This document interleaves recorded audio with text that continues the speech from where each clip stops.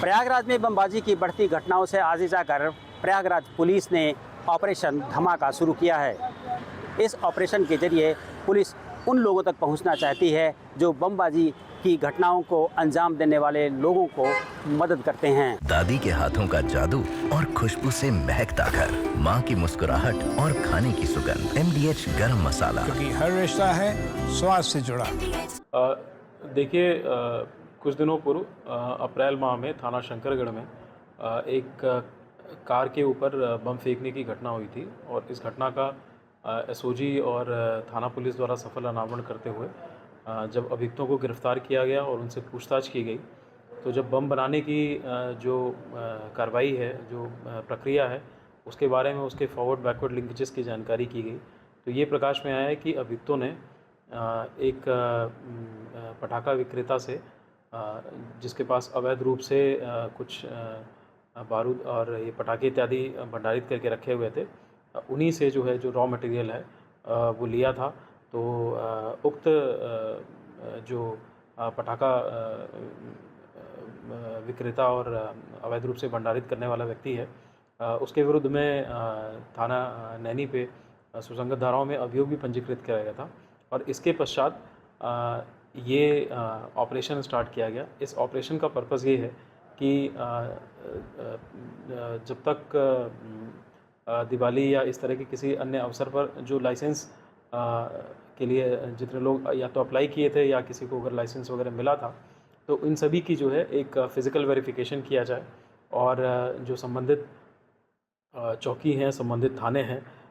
ये उन सभी लोगों का एक वेरिफिकेशन करने के पश्चात इस चीज़ को सुनिश्चित करेंगे कि किसी के पास कोई अवैध रूप से ना इस तरह की कोई सेल की जा रही है, ना या भंडारण का कार्य किया जा रहा है, और यदि कोई इस तरह के कृत्य में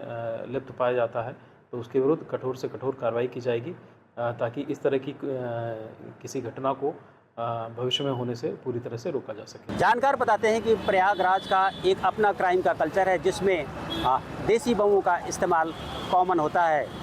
प्रयागराज से जुड़ी छोटी और बड़ी कई ऐसी घटनाएं हैं जिसमें बमबाजी हुई है, जिसमें सबसे ताज़ा जो अभी की बात की जाए तो नारीबारी में एक व्यापारी के ऊपर जो बमबाजी की गई थी, उसी के इन्वेस्टिगेशन के बाद पुलिस ने इसे शुरुआत किया है।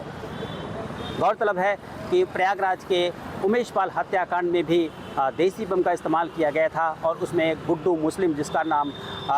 जिस अपराधी का नाम था वो भी बमबाजी करते हुए नज़र आया था और गुड्डू मुस्लिम इस समय फरार है और पुलिस ने उस पर 50,000 का इनाम भी रख रखा है। में जो प्रकाश में आया था उसमें ये था कि जो रॉ मटेरियल है, जो उसका बारूद होता है, वो उन्होंने उक्त पटाखा विक्रेता से ख़रीदा था। तो इसीलिए हम लोगों ने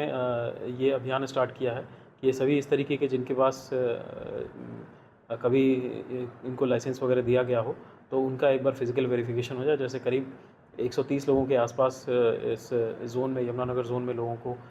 चिन्हित किया गया है जिनका वेरिफिकेशन किया जा रहा है। और जैसे इस पूरे अभियान को एक हफ्ता के अंदर पूर्ण करते हुए यदि कोई इस तरह की गतिविधि में लिप्त पाया जाता है तो उसके विरुद्ध में कार्रवाई करते हुए ये पूरी की पूरी ये अभियान जो है वो संपूर्ण कराया जाएगा। पुलिस का कहना है कि दीपावली में पटाखों के लिए जो 130 लोगों को लाइसेंस दिए गए थे, कहीं ना कहीं उनके पास से ये गन पाउडर मिल सकता है और जिसका इस्तेमाल ऐसे लोग कर सकते हैं। लिहाजा ऐसे लोगों का पुलिस वेरिफिकेशन करा रही है। वहाँ पर पुलिस की टीमें जा रही हैं और देख रही हैं कि कहीं उन लोगों ने इस बारूद का इस्तेमाल इस तरह के आपराधिक या अवैध कार्यों के लिए तो नहीं किया है। Dinesh Singh, TV 9 UP, Prayagraj. ये है सीक्रेट रेसिपी MDH का जीरा सब्ज जलजीरा मसाला।